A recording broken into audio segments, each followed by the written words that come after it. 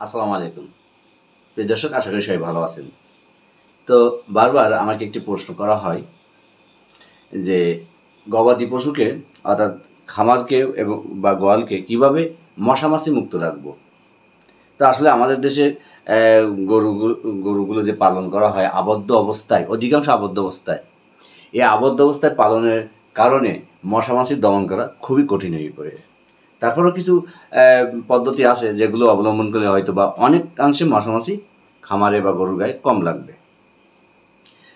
তো আমরা দেখবো আজকে সেই অল্প খরচে, খুব স্বল্প খরচে কিভাবে মশামাছি হাত থেকে গরু বাছকে রক্ষা করতে পারি।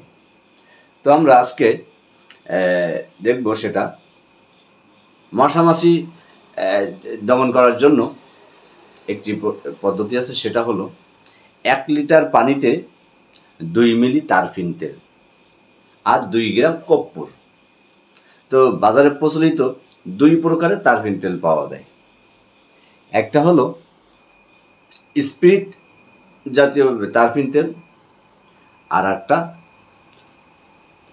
তারফিন অয়েল তারফিন আর কি বলে। এই অয়েল তারফিনটাই হলো দিতে হবে।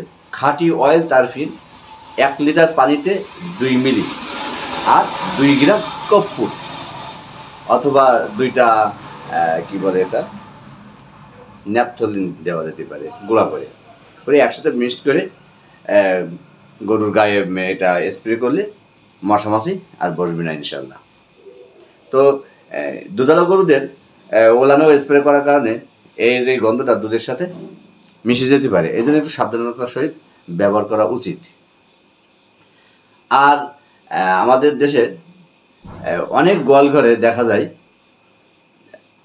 গরুর যে গোবর, এই গোবরটা গোয়ালঘরে দাঁড়ায় নিকটে ফেলাই দেয়, যার কারণে গরুর গোবরে আমাদের মশামাছির সৃষ্টি হয়। এই গোবরের জন্য 1 লিটার পানিতে 10 মিলি ফরমালিন আর 2টা ন্যাপথল একসাথে মিক্সড করে প্রতি বর্গ মিটারের জন্য 250 মিলি প্রথম সপ্তাহে 4-5 দিন দিনে 2 বার স্প্রে করতে হবে। পরে দ্বিতীয় সপ্তাহে দিনে 2 বার, দ্বিতীয় সপ্তাহে 1 থেকে 2 দিন এইভাবে স্প্রে করলে পর্যায়ক্রমে ইনশাল্লাহ গোবর থেকে যে মশামাছি যা জন্মায় এটা অনেকাংশে কমে যাবে। তো আমরা অবশ্য এটা খেয়াল রাখবো যে আমরা যে গোবরের যে জায়গাটা করি গোয়ালঘরের জন্য, খামারের জন্য, সেটা আসলে খামারি থেকে বা গোয়ালঘর থেকে বেশ দূরে গোবরগুলো রাখা উচিত। কিন্তু আমাদের অধিকাংশ খামারে এটা খেয়াল করে না। আসলে এই গোবরের জায়গা হলো মশামাছি তৈরির একটা কারখানা। তো সেই কারখানাকে যদি আমরা গোয়ালঘর থেকে অনেক দূরে রাখি তাহলে অনেকাংশে আমাদের গবাদি পশু মশামাছির হাত থেকে রক্ষা পায়। তো আমরা অবশ্যই এই বিষয়টা খেয়াল রাখবো যে গোবর রাখার নির্দিষ্ট যে জায়গা অর্থাৎ আমরা দূরে কোথাও রাখবো।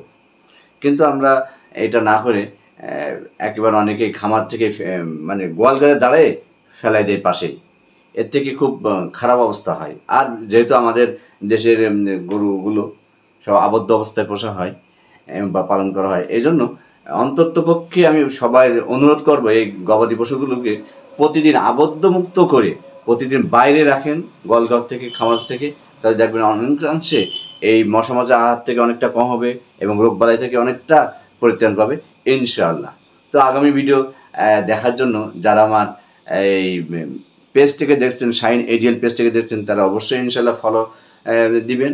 আর যারা আমার YouTube channel shine ADL YouTube channel থেকে দেখছেন তারা অবশ্যই একটি করে সাবস্ক্রাইব করবেন ইনশাআল্লাহ। তো দেখা হবে নতুন কোনো ভিডিওতে। আসসালামু আলাইকুম ওয়া রাহমাতুল্লাহ।